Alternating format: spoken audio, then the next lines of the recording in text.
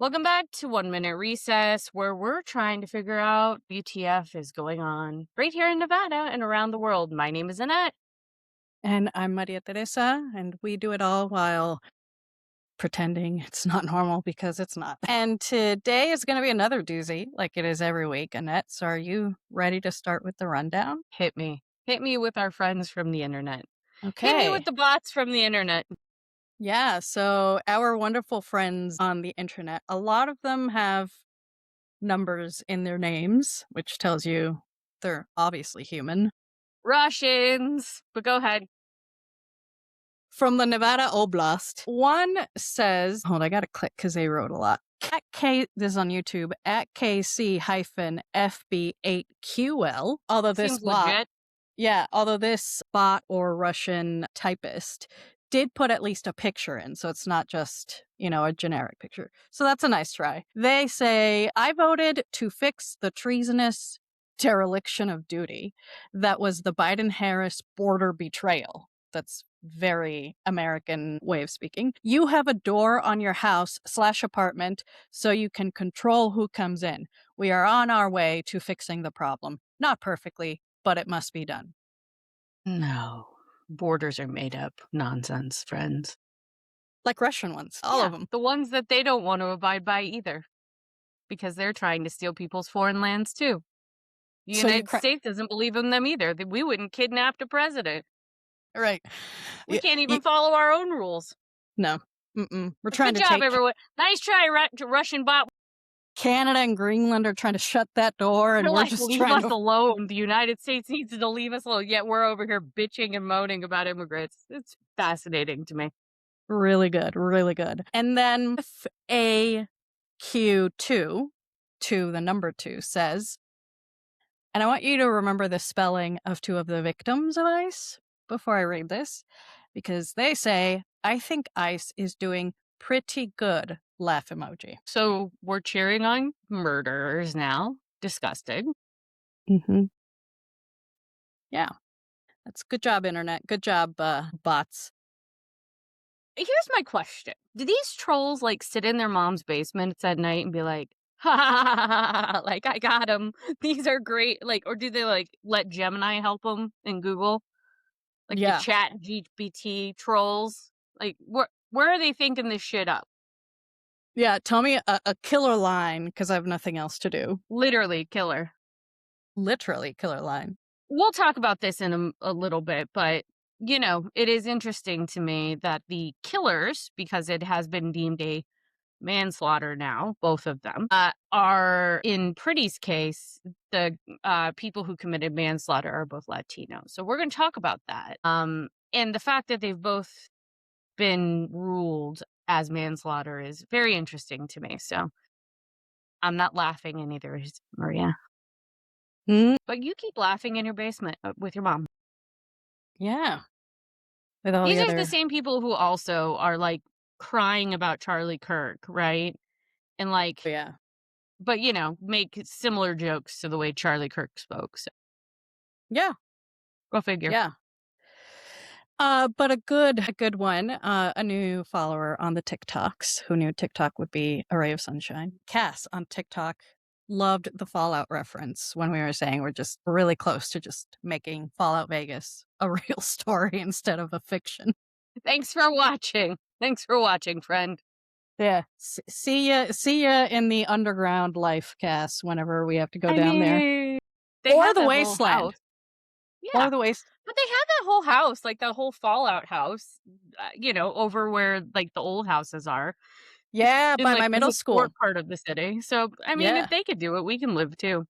Yeah. Here's the real question for all of the viewers and you, Maria. Do we really want to live in that? I don't know. I'm 50-50 on it. It might be kind of fun, but I play Fallout and it's fun until the roaches start going into your everything and you can't do anything about it. What a special time. Yeah, special time to be alive. But that's the rundown of the wonderful friends on the internet that We we also got have. a text message. I don't want to. I would be remiss if I did not mention the text message you and I got as Steve Sibelius was watching last week. I just want to read it to everybody because I thought it was very cute. Hang on one second. I'm looking for it, Maria. I should have had it ready. I'm really falling down here.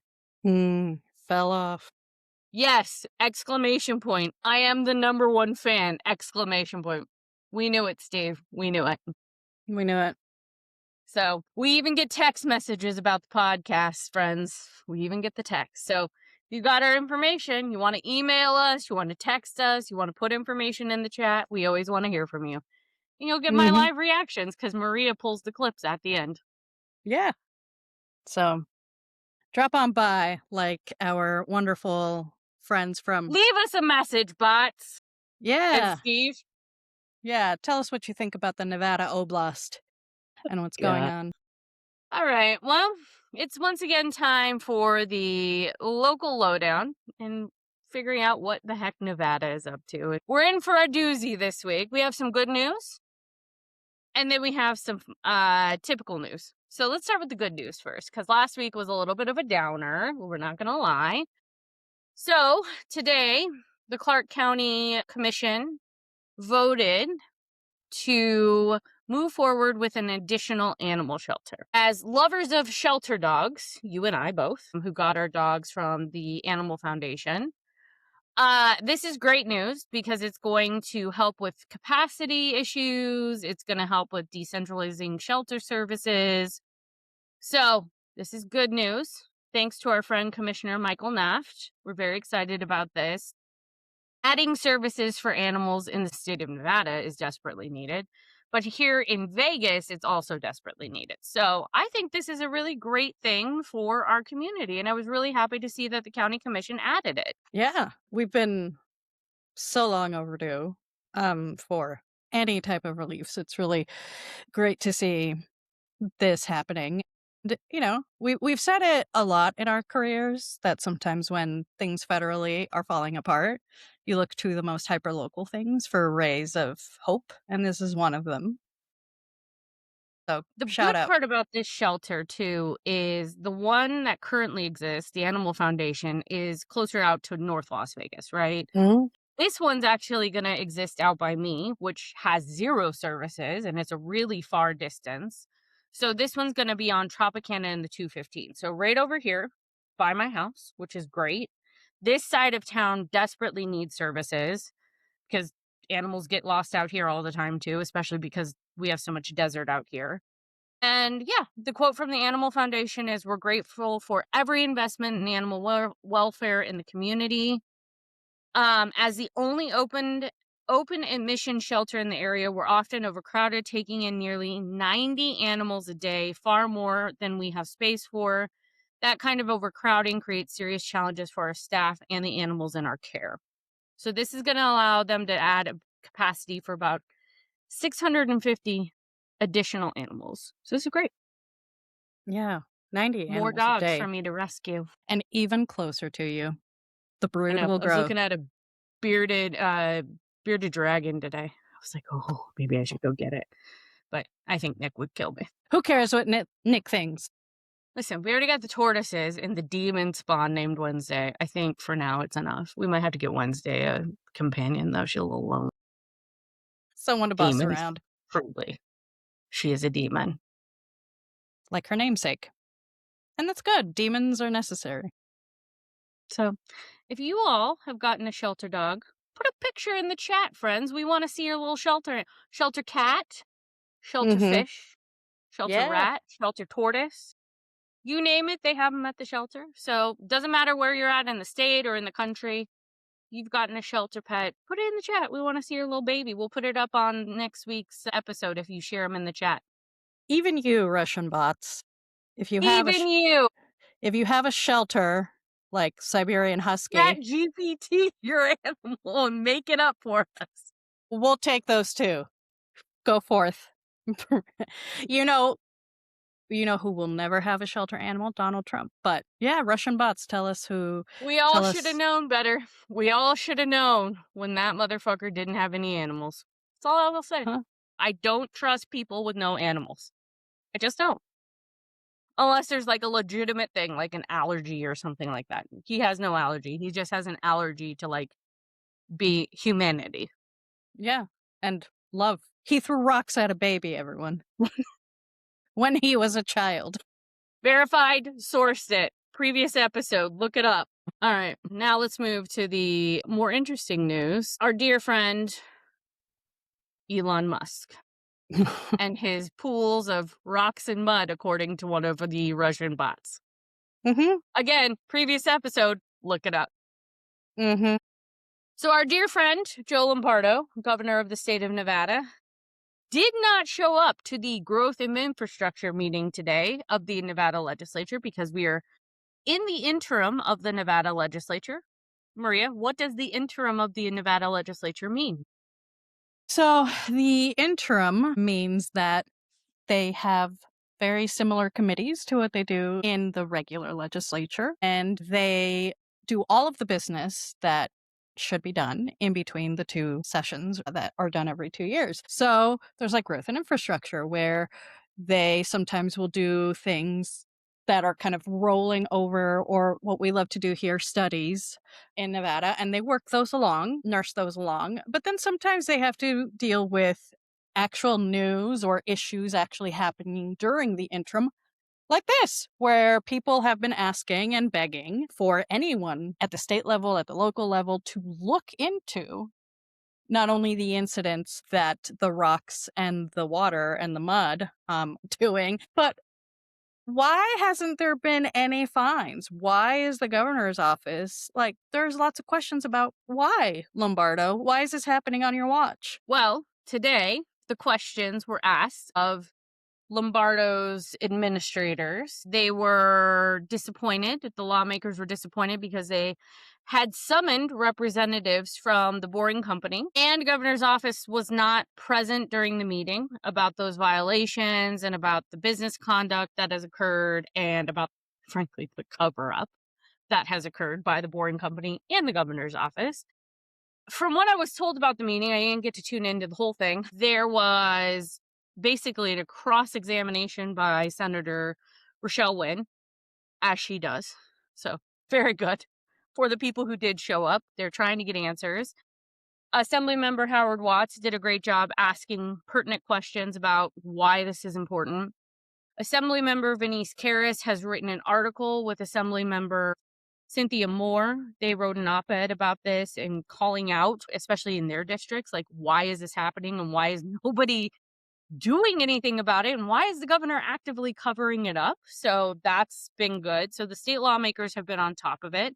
Lots of questions. There were, interestingly, Republicans who were absent from the meeting today, just absent. Wonder why. Called in sick. Called in My sick from favorite work. part of the meeting was our dear, dear friend, Congresswoman Dina Titus, called into the testimony today. So if you haven't watched this, friends, you can go on the Nevada Legislative website and rewatch the thing.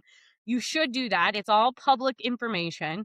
But Dina also did social media about it. That's actually how I found out she was there, and I like tuned back in. So yeah, she testified before the Nevada state legislature because it's a joint committee. So it's senators and assembly people. That's how usually interim committees work. And she was demanding answers on why the Boring Company has been able to skirt the rules from state regulators, which is harming our environment, endangering our workers, and putting the health and safety of her constituents at risk.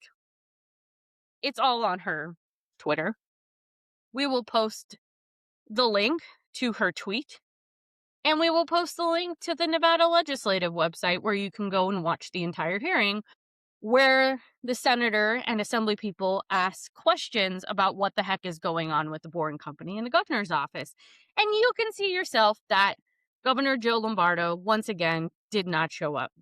What are they hiding? That's the question here. Literally, what are you hiding? If you were hiding, not it's like when the Law and Order conservatives like to say, if you have nothing to hide, just talk to the police, just do this, just do that. If he has nothing to hide, why is he not there? Yeah. Where were reps from the Boring Company? Why did they feel the need not to show up? Listen, if it were me, the county and the city keep re-upping the Boring Company's nonsense, re-upping their ability to continue to build. I would not re-up a damn thing in terms of permitting or licenses to do this construction.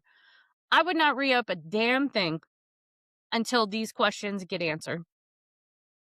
So it's just going to require some of the other local leaders to actually have backbones.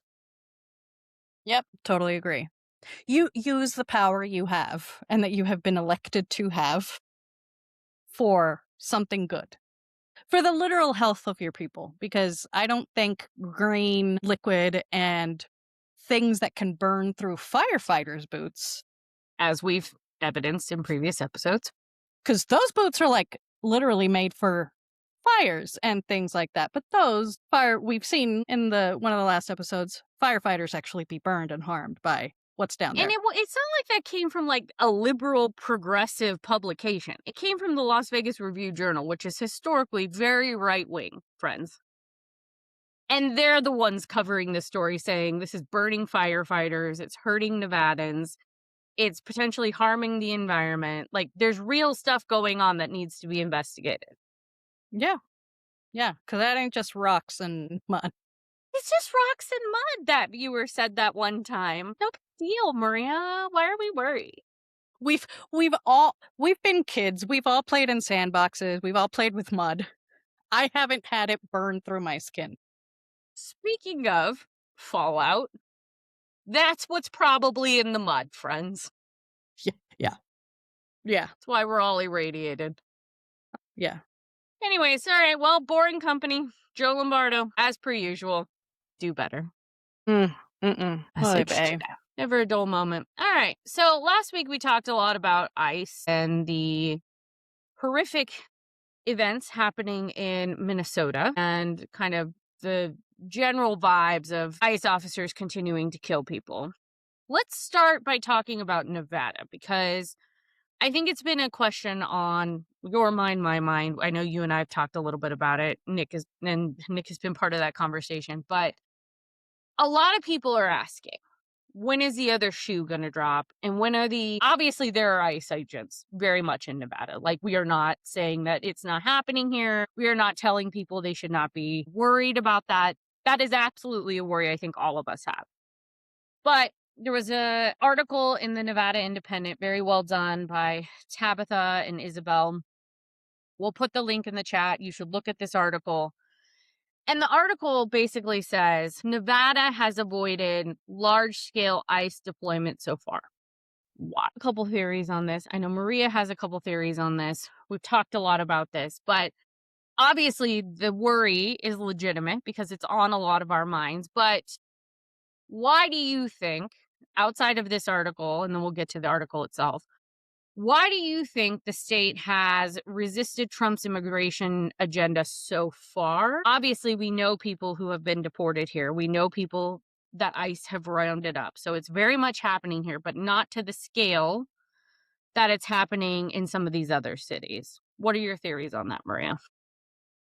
I think at the surface level, we can probably tell that one, Trump is targeting first states where he's angry about the election result from 2020.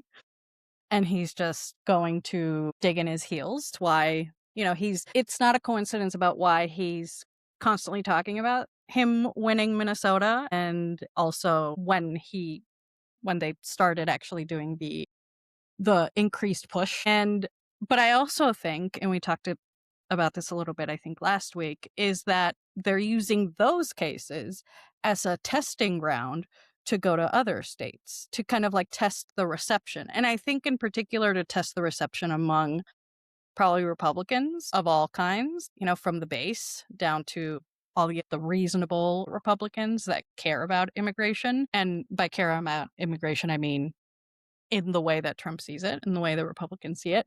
And so I think it was a little bit of a strategy to not go into other states because so many people are saying, oh, he's not going into red states. That's a good thing. Like you said, not just here in Nevada, but many other people in red states are saying we have not only agents, but we have the warehouses that are, that they're looking to that like county boards and city councils are having to address because ICE is coming in and wanting to do contracts with to sell land to have actual warehouses and prison camps, concentration camps in red states. So it's all part of like a campaign. Sometimes we call it ramping up. I think you start here and then you're going to ramp up, and I think the red and purple states are a little bit of are part of the ramp.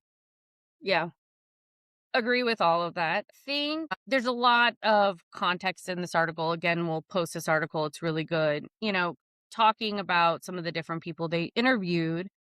So Michael Kagan, who is the director of immigration at UNLV's Boyd School of Law, said it's dangerous to think that any particular state or jurisdiction is going to be immune from a ICE crackdown or a political set of circumstances will influence long-term decision making. Another guy in this article said, it's less about actual policy for the Trump administration and more about the optics of what they're doing, right? Because they're trying to scare people. Like, that's the whole point.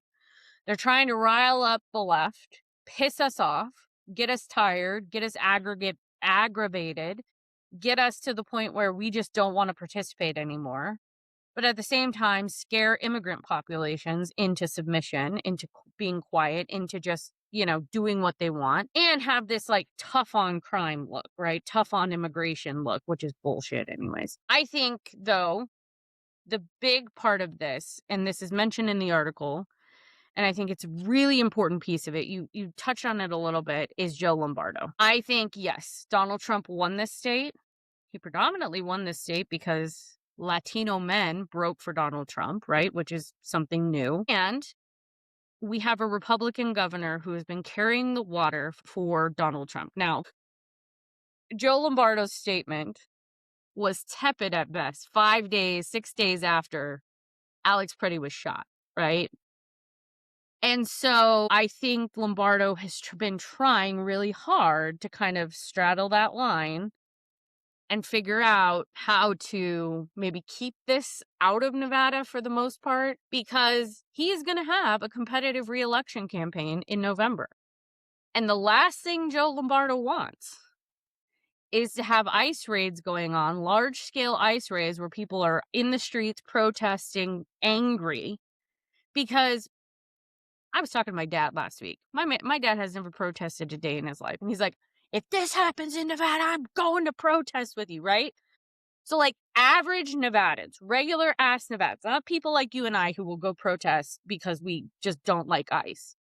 Like, these are average Nevadans who are pissed off about what they're seeing in their country, what they're seeing in our streets, how they're treating immigrant families, and they are ready to go. Now, is ICE here in Nevada? This article says yes. Obviously, we all know they are because we've seen it. We've heard about the stories. We know it. Largely, what this article says, though, is most of it's happening in our jails. Most of it's happening in our prisons right now. So that's where ICE is kind of taking people from those areas. But large scale in communities hasn't happened yet, but doesn't mean it's not coming. And frankly, I don't know, and you may agree with this, Maria, but I don't know how long Joe Lombardo can be a buffer for us, because at the end of the day, Trump only looks out for Trump. Stephen Miller only looks out for Stephen Miller. And they're going to go where they think they need to go to prove a point, because that's all this is about, is proving a point and scaring people. Yeah. I Thoughts? mean, yeah, just let's take a lot and for context for people that maybe don't work in politics, a lot of times what we do is try to read the tea leaves and figure out scenarios like what could happen to prepare and to assess if we're going down a certain road. I think Annette, I think you're right, because think about what has been in the news along with ICE, along with the Epstein files, is and in Minnesota around the ICE raids is that now recently Trump is saying, if you don't give me the voter rolls, this will keep happening, right? And he's holding that sort of carrot over Minnesota, and Minnesota has said, oh, hell no. Nevada is one of the states that has been requested of their voter rolls. And our Secretary of State has said no. He even went on MS Now and said, double hell no. We're not going to do it. And we're actually one Why of the we best. love Cisco Aguilar, because he's a good Yeah. dude. And he even said, we're actually one of the best states in the country for election security. So we got this. We're good. And like you said, Trump only cares about himself. And I think, especially the closer we might get to elections and closer to 2027, because Trump doesn't care about Lombardo, he cares about the voters of Nevada, especially the voters down here in Clark County, Las Vegas, which did not go for him. He's going to want those voter rolls. And so he might totally do the whole give me your voter rolls and maybe increase ICE presence here and tell both Lombardo and maybe use Lombardo to try to put sway over Secretary Aguilar, because Secretary Aguilar is saying no. And so, like, he is that evil that he will do that just to get what he wants in order to stay in power. Because the only reason he wants that is to say that there was voter fraud, which there wasn't, and nationalize the elections. And so Nevada is one of the big swing states. It's deeply purple. And so we In the are, running to be the first now for the Democratic primaries, right? yeah, Like we still remain a very, very electorally important state. yeah. So absolutely think that we are not, that Lombardo is no way a safety net or a buffer. And the more and more Trump gets beaten in the courts, the more and more he They sees lose other failures. elections. Yeah, he's going to start looking where he can go next. And Nevada's on the list. I mean, look at Texas this week, right? Like, this is an important element of this. Like 2026 as it stands right now. Many of the elections that have been held, many of the special elections that have been held just this year, just in the past month, just in January, Trump and the Republican Party are not looking very good. The Dems just won in deeply, deeply red seats in Texas. Mm-hmm. And so if they're trying to nationalize elections, which you even saw today, Republicans come out and be like, yeah, no, we ain't doing that, right? Republicans in the Senate are like, yeah, no, we're not doing that. Because listen, the states have always controlled our elections, friends, just as a brief example. And it's so that the federal government cannot nationalize elections, because once a federal government can control the elections, that's when there's all kinds of problems. That's why it's always been a state's issue. So we Mm-hmm. decentralize the power. We don't let one person take it over.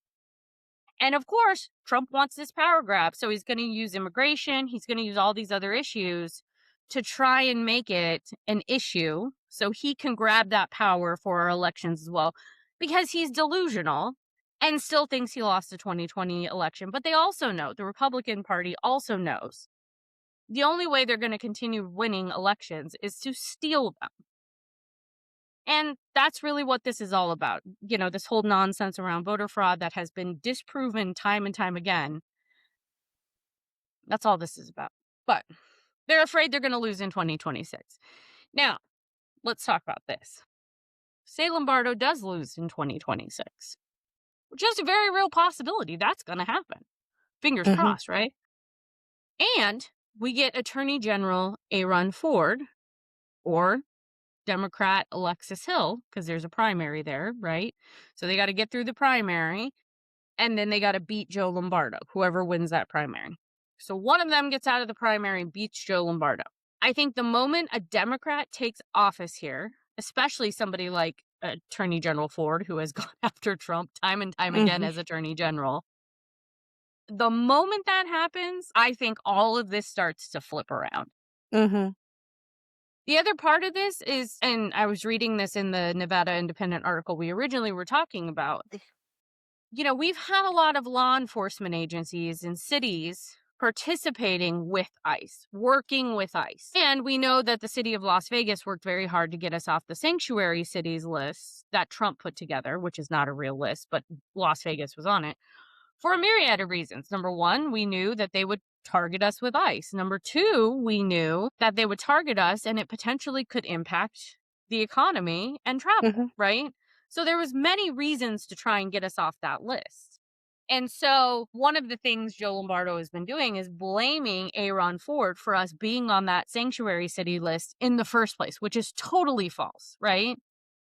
But that's going to be a campaign thing that Joe Lombardo campaigns on, of course. So I could see it if, for instance, Aaron Ford gets elected as governor, we suddenly get put back on that sanctuary cities list, and then we're suddenly targeted by ICE in a big way in 2027. These are Mhm. all possibilities because Donald Trump is nuts. Yeah. He Yeah. has syphilis brain. Yeah. Yeah. Ever since he threw those rocks at his baby relative We at the knew he crib. was evil. Yeah. Yeah. And he's gonna throw he's gonna throw rocks at Nevada, and he's not gonna Yeah. care who it hits. Nope. And we're gonna have lots of people And he that doesn't give a shit about our economy. So nope. all of you who voted for Donald Trump, because he's going to improve your grocery prices and gas prices and blah, blah, blah. That's not real. Mm-mm. That No. was a lie. I don't know if you've picked up on that yet, dummies, but that was a lie, Mhm. friends. Yeah. He doesn't even go grocery shopping. He doesn't even know what that is. Ask him the last time he bought something. Anything. Literally anything. Old Poopy Pants hasn't done that in quite some time. Nope, not even his diapers. Do you think he wore a diaper when he shit his pants the other day in the White House? Because that lady sure got the stink real fast when she was like, God. Yeah. Maybe it was already, maybe it wasn't a very strong diaper. Maybe it was one of those very thin layered The cheapy ones. ones? Yeah. Could you imagine standing behind that piece of shit and him Ugh. shitting himself? Ugh. I bet he stinks. I've heard. I mean, that's what everybody says is he actually like legitimately stinks Mm-hmm. because he's like rotten to his core and evil because most evil people stink, I feel. Yeah, sulfur. Yeah. But could you imagine like somebody shitting themselves? But oh God, and you having to stand there and then they like rush the press out. So like you're getting all that like wafting. Oh. Oh. God. No. No. That's horrible. Anyways, fuck ICE. Fuck Mm-hmm. every single one of them. Okay, before we get to what the fuck is happening in the world part, I do want to mention one more thing about the whole ICE thing. Because you and I had strong reactions to this. I texted you on Sunday because ProPublica put out an article exposing the identities of the two ICE officers who executed Alex Preddy. And it was an execution. And if you don't agree, I don't give a fuck because that's what it was. So, anyways, Maria, unfortunately, both of these men whose names were identified have Latino names and are both from Texas. So, the common denominator is that both of these men who executed Alex Preddy potentially, most likely, are Latino men. Just about your feelings on that as a Latina. Yeah. Many. Look, I'm gonna start with because she's a writer and I want to make sure I get this right because it encompasses what the small rabbit hole will go down perfectly. Simone de Beauvoir said or wrote, "The oppressor would not be so strong if he did not have accomplices among the oppressed." Every single, and I think people on the right use this like, oh, but why do you guys say this is racist if these guys were Latino? This right here, like during slavery, there were people who were betraying their own kind. Like that's why there's the saying, skin folk ain't king folk. Skin folk and kinfolk. Yeah, there were, if you study about World War II, there were Jewish collaborators and who were known and were not forgiven by the community. You have collaborators. That's why that kind of word in the union world are called scabs, right? You all will always have a group of people. In Spanish, we call them vendepatrias, people who will sell their country, people that will sell their people for the Venezuela has a lot of them right now. And I think that is just one so horrific that even with all the information we have to this day, that these men, these type of people, just in general, among all groups exist. But also when you sent that article, I think I also just scrolled along in the anger because they showed profiles, and you can tell from like a mile away these were guys that also, like, all of these accomplices, all of these collaborators always want to be, they want to be have this proximity to power or proximity to whiteness. They would constantly post about the 4th of July and celebrating and their giant, trucks and doing, white people things. It's very much something that exists in our communities, but sadly exists in all of them. And it's why when people talk about when we are in these situations, the reason why many communities of color or any other oppressed community like labor or anything else get very tight knit, even within themselves, is because of this. Because you're always going to have an accomplice, even if they're your family, even if they are your skin folk, even if they're your neighbor. And so you start to wonder, who can you trust? A personal thing, I've talked about how, like, I've had to go through the immigration system and dealt with it for most of my young life. There were so many people who were clearly Latino, or sometimes even, other people of color that would treat people in the line, people in the doing their paperwork all legally, like absolute horrific shit, just like power playing, like with people. And I remember that's where I kind of started my little organizing brain, because my mom would say, help translate for this person, because this person doesn't want to go get a translator for this poor human being who doesn't know what they're saying and doesn't know how to fill out this form. And so I'm not surprised nor horrified, because it's such a long running theme for that to be the way that oppressors can really divide and conquer and really pick people out of wherever they're trying to oppress, and have insiders within the community, so that they can, one, during the good times say, see, look, we have brown people working for the border patrol. We're not racist, but you still are. And in the bad times, to have them as insiders. And it's terrible. Also think, and this is something your Spanish ancestors, my Italian ancestors, not so long ago, we all were told when we came to this country, if we would just assimilate and, not teach our kids, or in my case, grandkids, Italian or Spanish, and just assimilate directly into white people and forget about our heritage and our cultures and who we are as people, Hmm. we can blend in and we cannot be targeted, and we can, be the ones who all of the white people accept, right? Hmm. And I think there's some of that going on too, right? Of these brown men who probably don't want to be Latino, trying to blend in with their oppressors, and they think by blending in with their oppressors, they won't be the ones who are targeted. Hmm. And I think that's probably the most fucked up part of the whole thing, right? Hmm. And my comment to you when I texted you was, now these two men who are very clearly probably Latino are about to find out just how brown they are. Hmm. Because when the white supremacy mentality kicks in of the oppressors, right? When this government, who's full of white supremacists, who are full of white people who don't give a fuck about brown or black and women and anybody else, right? Those brown men are going to be scapegoated if they deem Alex Preddy as a murder because he was executed. Hmm. They're going to be treated like brown people. And that's what they don't understand. By going in there and doing the deed that they did, that their oppressors wanted them to do, that these white people, these white supremacists asked them to do, Hmm. Greg Bovino, who is a fucking white supremacist, asked them to go and, be aggressive and hunt these people down. What they forget is they still killed a white dude, right? Hmm. And in this country, Renee Good didn't get any fucking attention because she was a white lady who was a lesbian and a fucking bitch, right? But the white guy with the gun. But you kill a white guy with a gun and suddenly there's fucking outrage. And right? And like, that is sad for us to say, because you and I both know that's fucking true. If one of us got killed, we would have been the fucking bitch. But if somebody who looks like my husband gets killed, there's fucking outrage. Yeah.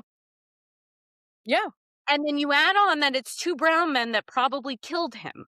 Mhm. They're about to be treated like brown men, and that's what these people don't understand.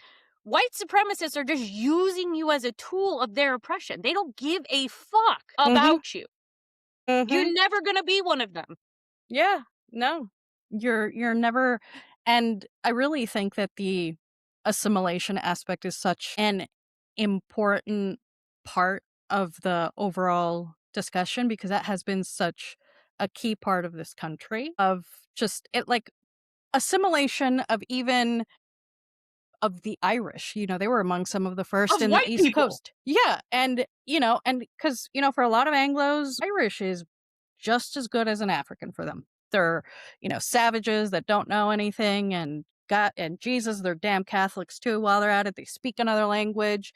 And so there's a lot of that in this country that is still very prevalent. And I think in particular, and I don't know if I ever told you this, and if I did, it might have been forever ago. My mom used to be a housekeeper, and after my dad had died, she took extra work because, single mom, cleaning houses. And because I would have been left alone, I went with her just to, so I could free daycare.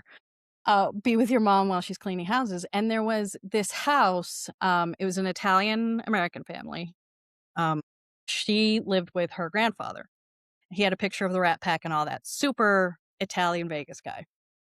And he apparently told my mom while I was somewhere else playing, he said, what's the biggest regret I have is, like, not asking my parents to actually teach me Italian, and then so that I could have taught my daughters and my grandkids, because he had heard me talking to my mom in Spanish. And he says, "That's so lovely that you're talking to your daughter in Spanish." And he says, "We never got that. We just assimilated, thinking that was the right thing to do. And now as I'm old and I'm seeing my great grandkids, my grandkids, they aren't close at all to their identity, other than, the stereotypical things of Italians, but, like, the root of the identity, the ability to speak, it wasn't there." And he encouraged my mom to keep doing it.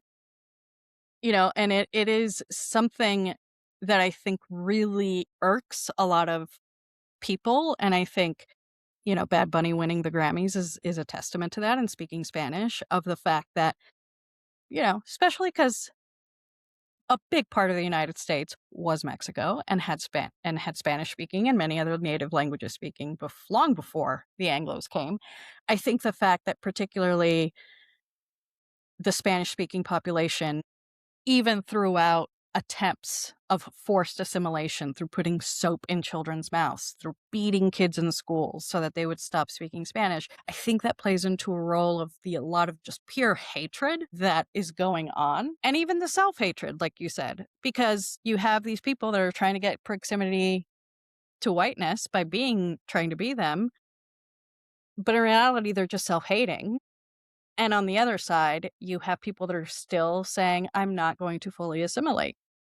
Because a lot of them will argue, you didn't, like the Anglos didn't when they started moving into Texas. Like, you didn't start speaking Spanish. You didn't realize that we don't have slaves here in Texas, and you wanted slaves. And why should we assimilate just because you decided to take this land? It is, as somebody who actually, you know, experienced that in my life, like, now that both my grandparents are gone, it's one of my biggest regrets. But my grandpa would not teach me. Would not, right? My dad knows very little. It makes me a little emotional, honestly. Ironically, I was watching the Stanley Tucci program on Nat Geo this past weekend, where he travels around Italy and he looks at different places and their food and their cultures. And there's definitely stuff in my history that I learned from my grandma and grandpa on my dad's side that I see right in the culture. I know certain things about food, and I know certain things about my history, and I know certain things about, our immigration and why we immigrated. Some of it I don't know. And so I'll never know because it died with my grandparents. And some of it they just wouldn't talk about. because I think for them, either it was incredibly painful and or it was something that they felt if they didn't talk about it, they could just blend in and they were white. And yes, Italian people are white people. But many people did not think that when we came here, right? And so, or they treated us differently. And so, for survival, many of them just learned English and stopped talking Italian. And I think in my life, it's probably one of my biggest regrets is not knowing that part of me, not knowing that side of my history.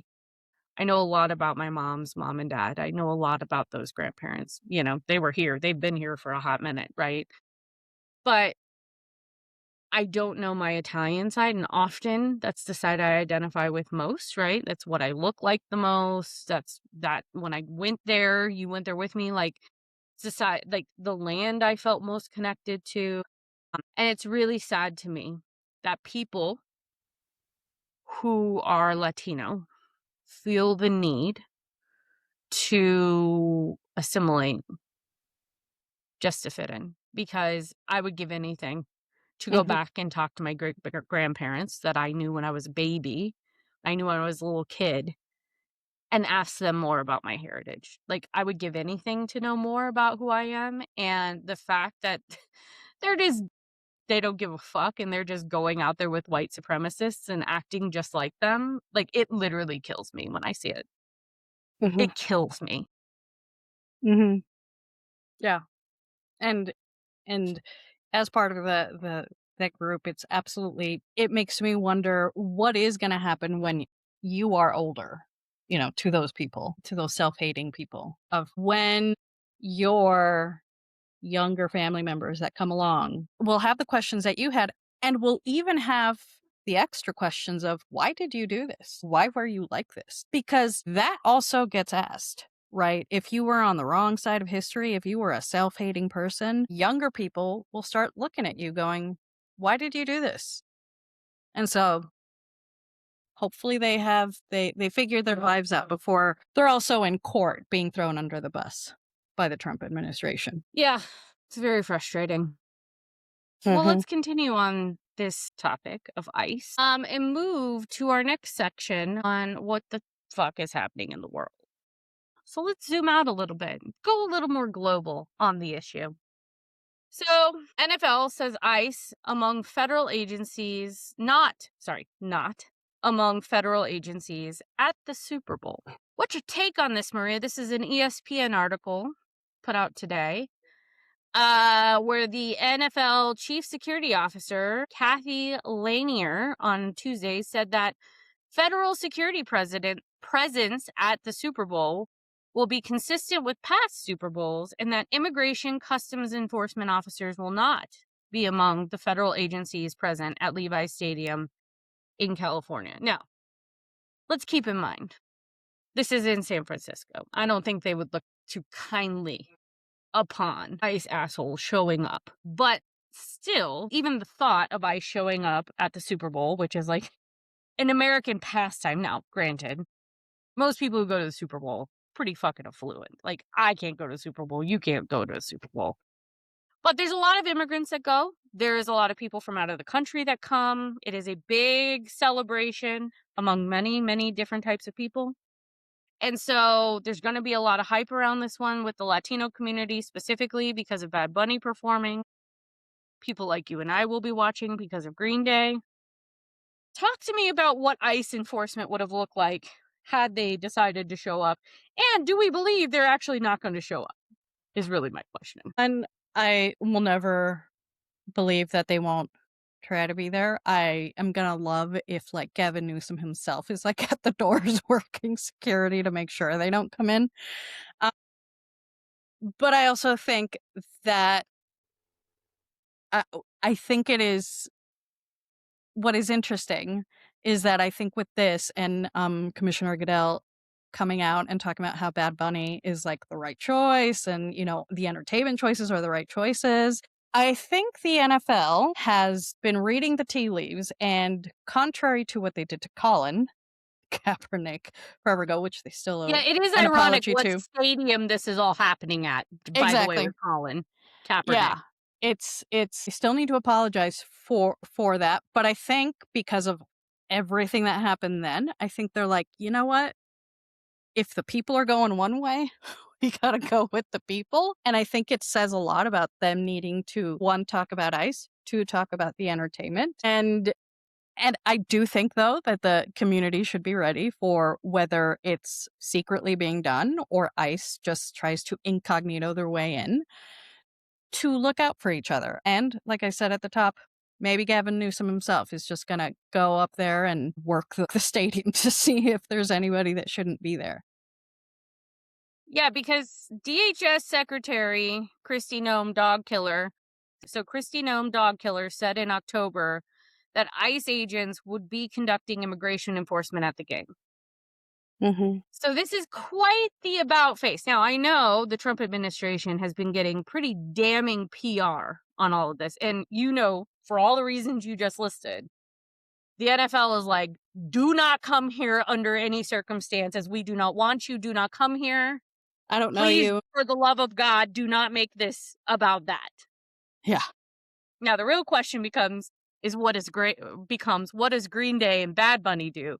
Because I think there's something special probably coming there. Oh, yeah. And especially, I mean, hot off his win off of a fairly political album. I mean, the album that he won, the Bad Bunny, if folks haven't listened to it, you should. Latinos really care about it because he not only is it a great album, but it's heavy on the experiences of immigrants, Latinos, and his experience in Puerto Rico, where the US is still colonizing it and still treating it like shit. And he talks a lot about that. He talks a lot about the killings that went on in the island very recently for carrying the Puerto Rican flag and being nationalist, about the political prisoner. And then you add on top Green Day, who created one of the best protest albums of all time, and then musical, An American Idiot, and it's gonna be it's gonna be incredible. And I never Oh, I thought. can. And again, this is coming from a person or people, you and I. I used to be super into football. And then after the Colin Yeah. Kaepernick thing, I was like, no, fuck you. You all have built this game on the backs of black and brown men, Mm-hmm. black and brown people. I am not going to fuck with you if this is how you're going to treat a black man who's just using his First Amendment. Mm-hmm. Cool. No problem. I'm out. Right? This is the first Super Bowl other than the Swifty Bowl. Travis Kelce. Where I was like, well, goddamn, I gotta watch this because Mm-hmm. Green Day, Bad Mm-hmm. Buddy, now you're speaking my love language. Those Mm-hmm. are like two of my favorite freaking performers on earth. You know, Mm-hmm. I've loved Green Day since I was a kid, a little radical lefty kid.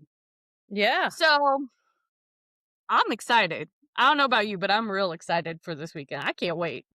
Super, super excited. And I think the added layer of Green Day is they're from Oakland. So they're Sounds right like a from next. chef's kiss. They're like the children of the Bay. And so they're literally performing in their home, and they're very passionate people The only about. thing I saw somebody say this on the internet, the only thing that would make it better is if you had the Dixie Chicks, or as they call them, the Chicks now, perform the national anthem. Like, just have the whole array of political commentary going on. Yeah. Yeah, that would be incredible. That would be incredible. Anyways, we'll see if ICE shows up. We'll see if dumbass Kristi Noem shows up. We already know Poopy Pants Donald Trump does not want to show up because these artists don't speak about it or speak for him. Well, no shit, they fucking hate you, bro. The whole Yeah. reason they chose you to get you and I to watch. Yeah. Yeah. The artists that do speak for you mumble. The other half of the country is like, we'll watch just for that. Yeah. Yeah. Apparently, they polled the players today. I saw another article that talked about this. They polled the players today as to whether or not Bad Bunny should be performing. Many of the players were like, hell yeah, this is awesome, right? Half the players were like, no, I don't think he represents America. I'm like, that's because you don't realize Puerto Ricans are Americans, you dummies. Yeah. And you know what makes me angry about that? And y'all, Puerto Rico existed and was America before the US was a thing. Like, Idiots. I mean, all you need to do is go to Puerto Rico and be in Old San Juan. You're like, this stuff is old, old. It's like older than like Yeah, Boston combined. yeah. Their culture is far older than any of this nonsense of our government. No. We were watching that Stanley Tucci thing this weekend, and there was this farm in the middle of it, nowhere in Italy. Okay. The farm itself that these people were still working, cattle, was 900 years old. I looked at Nick and I go, could you imagine? I was like, that has outlasted government. That's far older than anything we have as a, modern day United States of America here. Obviously, the Hmm. natives were here far before that. But, you Hmm. know, I was just like, could you imagine having something this old? We can't Hmm. even fathom that shit here in America. Yeah. And, I think that reminds me of how, Americans love barbecue, especially around things like the Super Bowl and 4th of July and all that. You can literally thank Puerto Ricans for that because barbecue is technically a Taino thing from the Caribbean islands and parts of Caribbean Mexico. And then it was brought along up north. But yeah, that means that Bad Bunny really represents America because if you're going to be doing any barbecuing or eating any of that, you can thank his people for that. Super Bowl, part of my work, obviously, with the Retail Association, I put out a press release today that says that Super Bowl spending in Nevada is expected to reach a record of $199.7 million. So, despite the economy being crappy, Mhm. humans in the United States of America and in Nevada are spending still on the Super Bowl. Brian and I talked a lot about this before we put it out. And, I think a big part of it is this is one of those things where neighbors and families and people still gather together despite political stuff, despite, rifts in the family over Donald Trump or whatever, right? Families, friends can still gather together and have a beer, have a chicken wing, and watch the game. Right? And I really think that's also part of what the NFL did with the entertainment this year, right? You've Mhm. got the good old boys who will watch the game no matter what. But then you've got people like you and me who would not normally be drawn in to watching something like this, who might be more enticed to watch because of the entertainment this year. Mhm. Oh yeah. What do you think? It's a I never thought I'd say this. It's a smart move by the NFL. Like it is an accurate reading of American culture and a way to actually get people to watch because I know I will.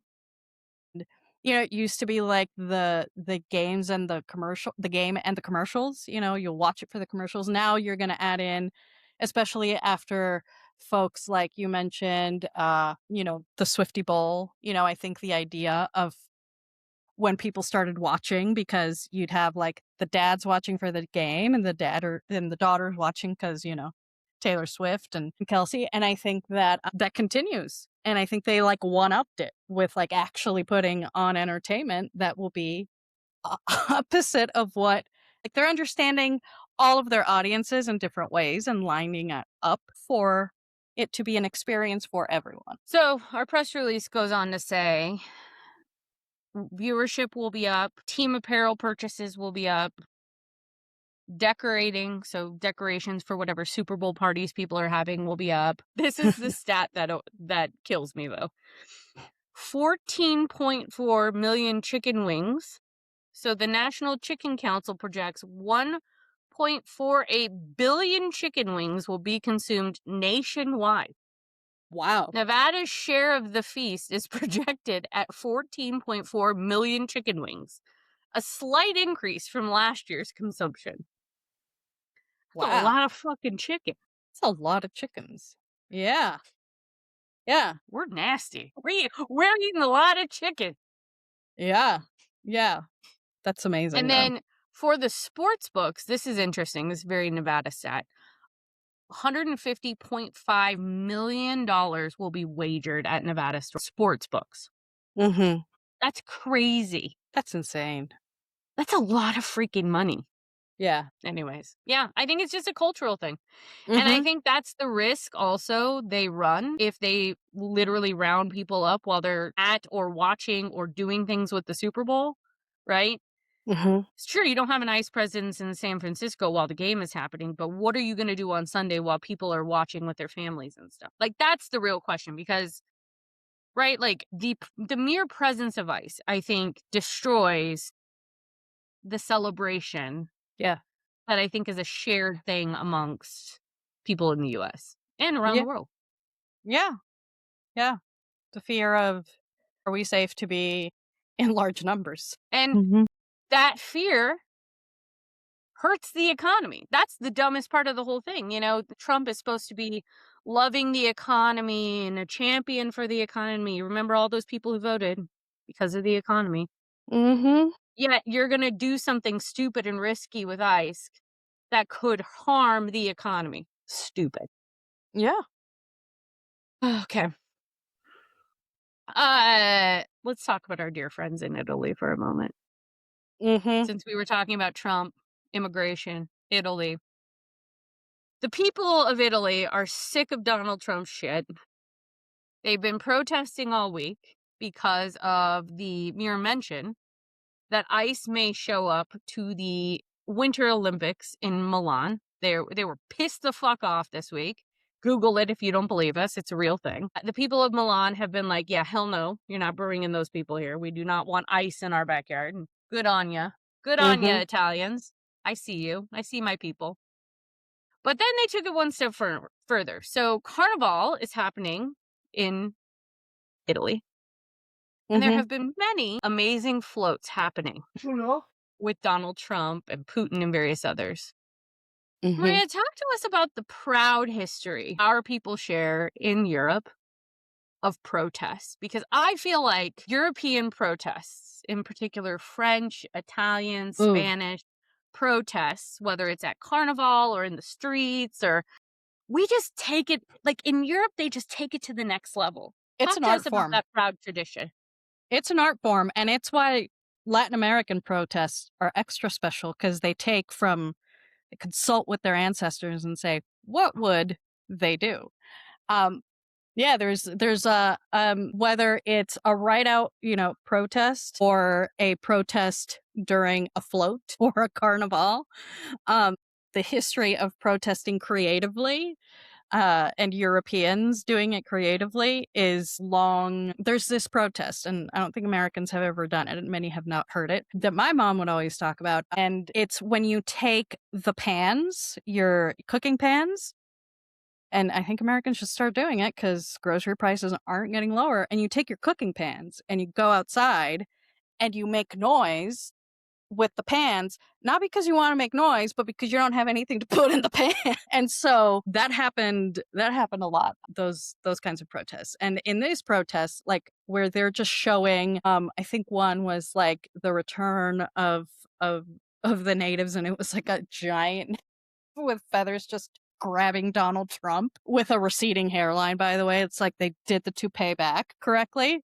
Is amazing. And I want to see what happens if ice dust comes down. Because one thing that Europeans, especially particularly people in cities like Milan, really hate is the way, not just the way Americans act, but the way we dress. And I think they're really going to be ticked off with the horrific outfits that these ICE agents wear. And that alone is going to just piss off like a grandmother in Italy. So on the show we were watching this weekend, I've referred to it a few times. One of the things that Stanley does, which I really appreciated because I've never really seen it done well. I know about it, you know about it, but like I've never seen it done well, is he actually goes to the north, right? And the further north you go, the more Germanic influence there is, right? Because the border moved during World War II and Italy suddenly jumped over and took parts of Austria because, again, borders aren't real. So, like, let's just say that again. So, suddenly Austrians, who are very Germanic, became Italians, right? And at that point, Mussolini was like, hell nah, bro. You don't get to speak your language anymore. So, ironically, Germans were no longer able to speak their languages, similar to like what the Germans did to like Polish people and various other people. Anyways, so we, as Italians, Mussolini, told them, get rid of your languages, get rid of your heritage, which is ironic, right? So Milan is like kind of like a liberal bastion up there. And they really don't like to be told what to do. And Northerners are notoriously more of a pain in the ass because they're more Germanic, right? And so I can't fucking wait because the people of Milan are not going to put up with our shit. They just are not. They don't do well with us. They never No, have. They never will. no. They find us annoying. I find us annoying. I mean, they don't like it when you ask for Parmesan in your pizza. They don't. Try that in Milan, everyone. Trust us. Trust us. Neither one of us did it. No. A waiter will question you and say, "Scusi?" Yeah, it's and for people that are like, "Oh my god, why do they have to hate?" Because we Americans are awful. I constantly remember my mom talking about how Europeans just tend to just not be able to stand Americans because we think everything is American. We think everything needs to be American. We think everything needs to assimilate to the way we are. And then they go to Europe, and this is the thing. This is where Americans don't understand. A lot of them will say, "Well, I'm European, blah blah blah." They'll go to actual Europe, continental Europe, where it's tiny pockets of different cultures. Yeah, it's small, but you go from one part of Italy to like 2 towns over, and it's totally different. You go, I mean, Spain alone has different languages, like vastly different Apparently, languages. so I didn't realize this, in northern Italy, like northeastern Italy, Mm-hmm. they have like a similar population to the Basque that have like their own language with like no ties to anything else. Yeah, yeah, yeah, Yo, these people yeah. exist.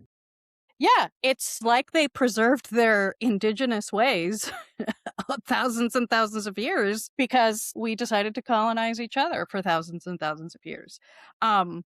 And I think that's why Americans really rub Europeans a long way, because one thing that Europe does really well is teach kids their history. I know that my mom had to learn very old things up to modern history when she was in school, and we don't. So we're just uncultured people, monsters that go around. And that's the person that willingly travels to Europe. Can you imagine an like what does Nick call them? A mouth breather of an ICE agent walking around Milan, which is like, I mean, it's also one of the No most, and yes, because I'd love to see it.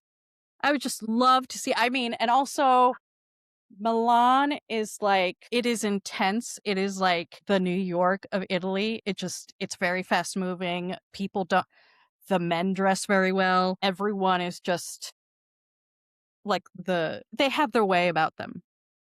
And I would just love to see something Be a happen. fly on the wall. Yeah. Yeah. Okay.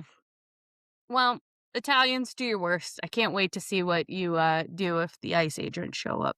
Yeah. And Maloney, you better like not actually let ICE. It's your country.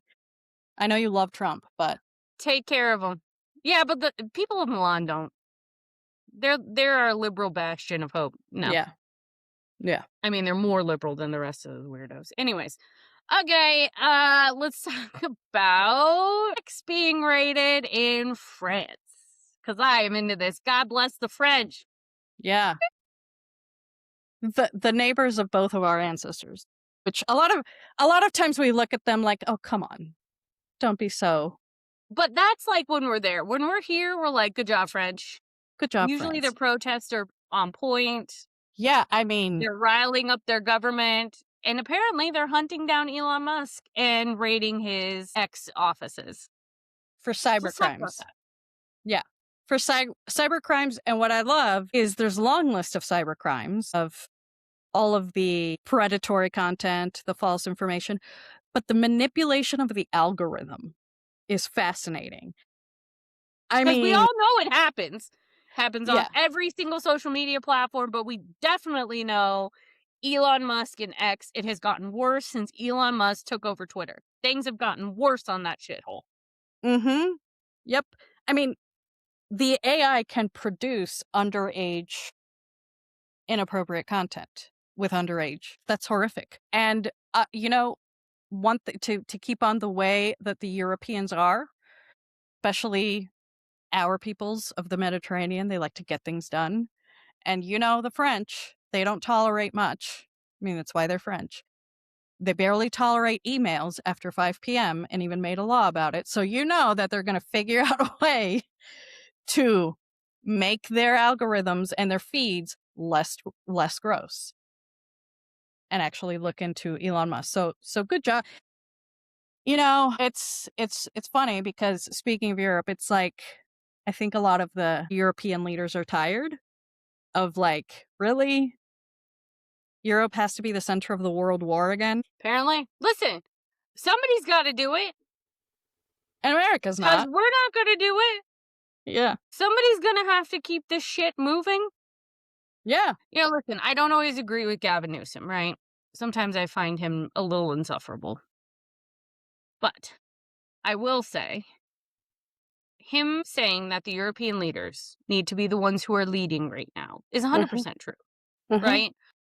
We cannot rely on the United States government to do a goddamn thing right now. The president is literally shitting his pants. We cannot rely on our government, our federal government, for a goddamn thing right now. The only thing that's keeping this shit together is state governments at this point. City councils, county commissions, right? It's the local level. It ain't the federal government that's doing a goddamn thing. We can't even vaccinate our people correctly at this point. Do not look to us for the answers. No. Anyone. Then you got China chomping at the bit to be the world power. You got Russia chomping at the bit to be the world power. You can't look to them either. So, it is going to be up to our European allies, who have done this time and time and time again for centuries, to step the fuck up and lead here. Yeah.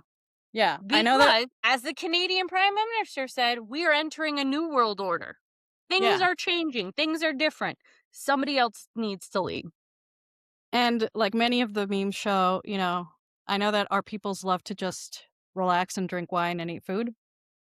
But sadly, it's time to fight for freedom again for the third time. Yeah, I know y'all are tired, but guess what? You've been doing this for eons. You're fine. You're fine. Go put on Grandpappy's boots, pull them up. You can drink wine after. You can drink wine at night. You can complain about it. You can take your naps. I know y'all love a nap, a good 4-day work week because you believe in human rights. I know you got things going for you now, Europe, but you're going to have to step up. I know. Listen, I know. So in this case, Europe has stepped up.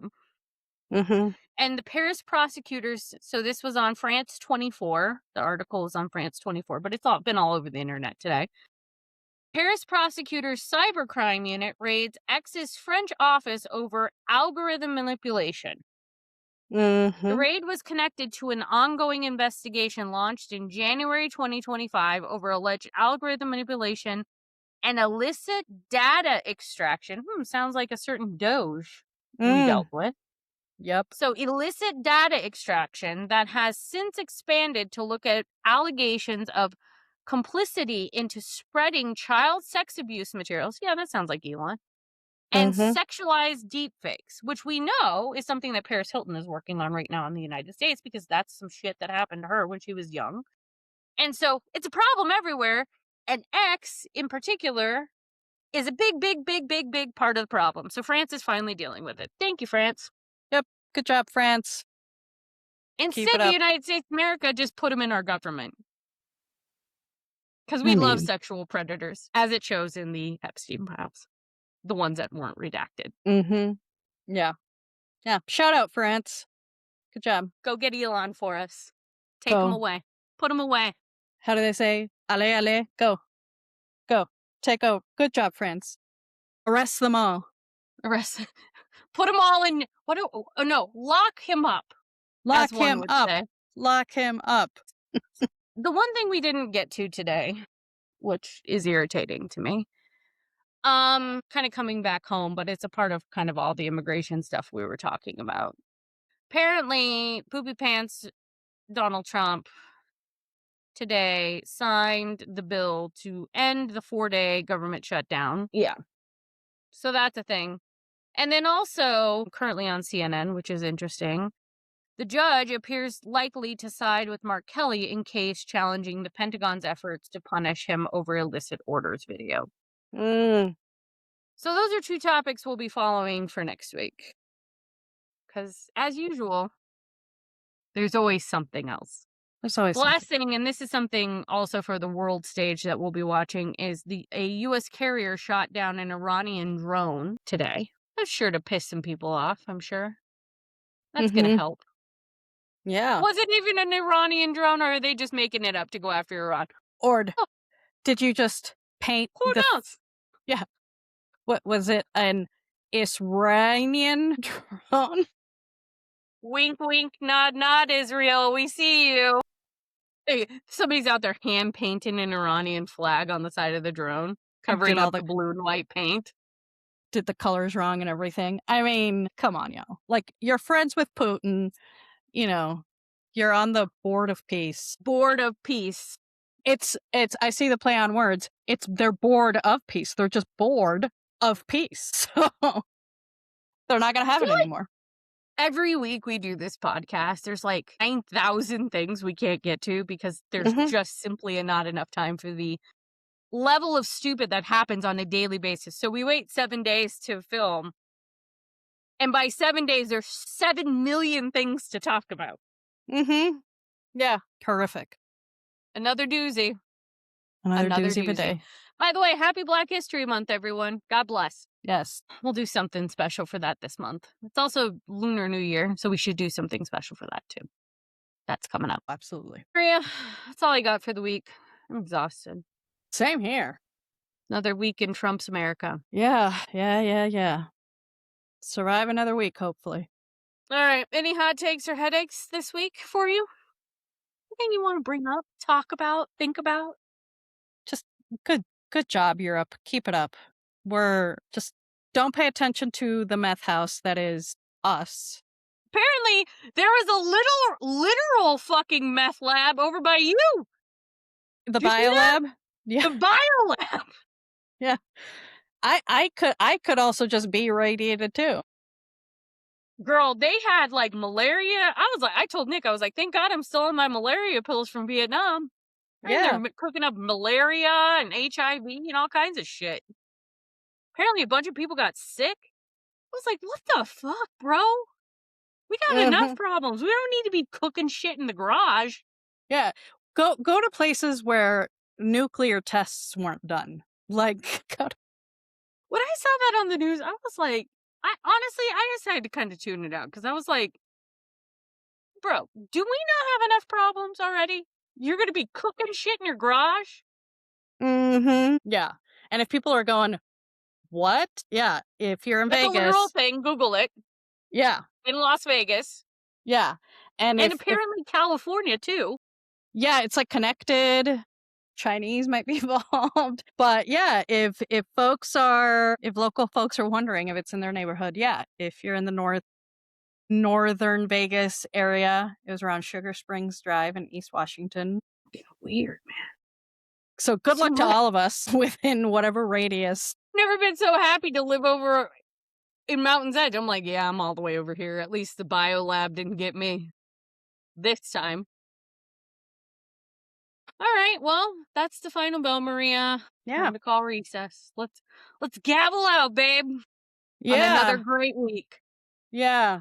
So join us next week, and in between, make sure to rate, share, write us a review, write us a comment, a DM, especially you, other members of the Nevada Oblast in the Russian troll farm. We want to hear from you, and we'll see you next week. All right, everyone. Happy Super Bowl or whatever the fuck you're doing this weekend.